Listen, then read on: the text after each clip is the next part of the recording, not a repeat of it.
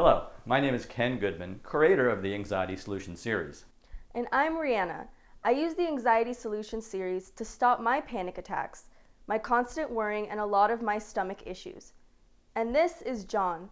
I drew him and helped create this cartoon to help people who suffer like I did. I remember how horrible my panic attacks were, and I hope this cartoon will give you a better understanding of what to do to stop panic. If I can beat it, anyone can. John did. But let me take you back to the beginning, before he experienced his first panic attack. It all began one night. A night when he slept very poorly.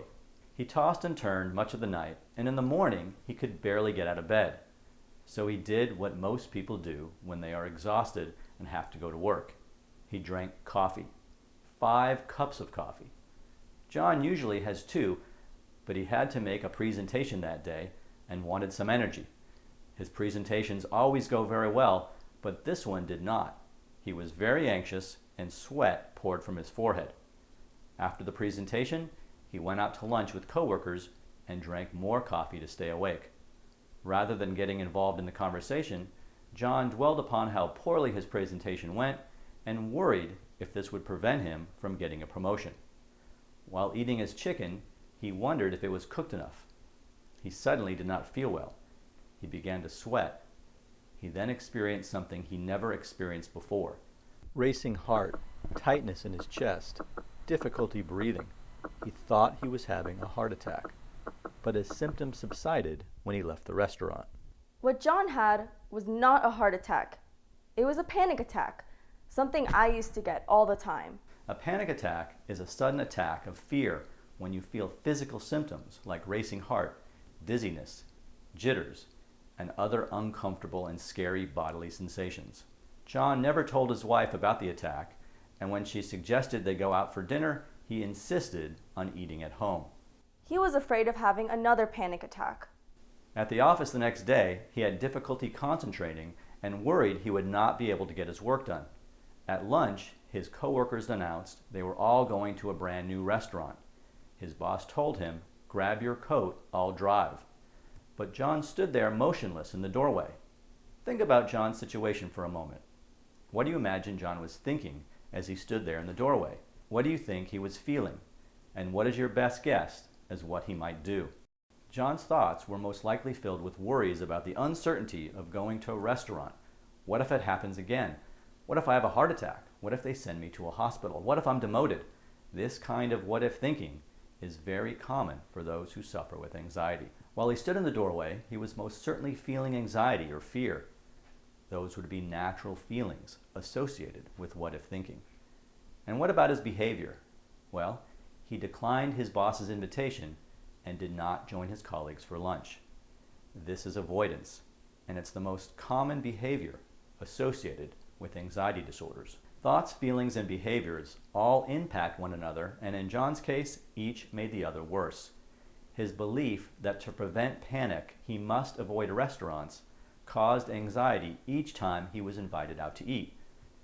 The more he avoided restaurants, the greater his fear became, and the greater the fear, the more he avoided restaurants. Due to his fear of panic attacks, John stopped going to restaurants, not only with coworkers, but with his wife and friends as well. This happened to me too. I sometimes avoided going places because I was afraid of anxiety and panic.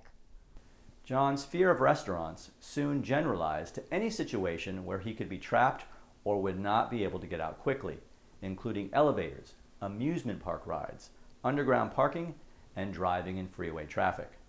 John's world became smaller and smaller as he avoided more and more of life, and this was very depressing for John and the people who loved him. How does this story end? Well, happily, of course. John sought out treatment with a cognitive behavioral therapist who helped John change his thoughts and change his behavior. This is what cognitive therapy is all about. John learned what he was doing to perpetuate his anxiety. He learned how to change his thinking as well as skills to calm himself and prevent panic. And most important, he learned how to face his fears and not avoid. This was all done in manageable steps at John's pace. Now John feels a renewed sense of freedom. He is eating at restaurants, giving speeches, and enjoying his life.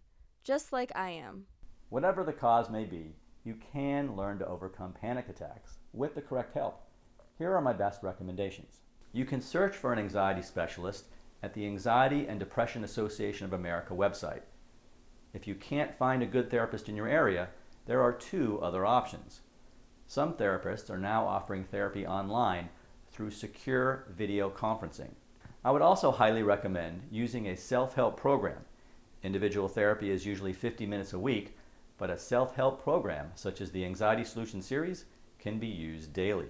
The Anxiety Solution Series is a step-by-step audio program that gives you the tools needed to conquer panic, fears, excessive worry, and compulsions.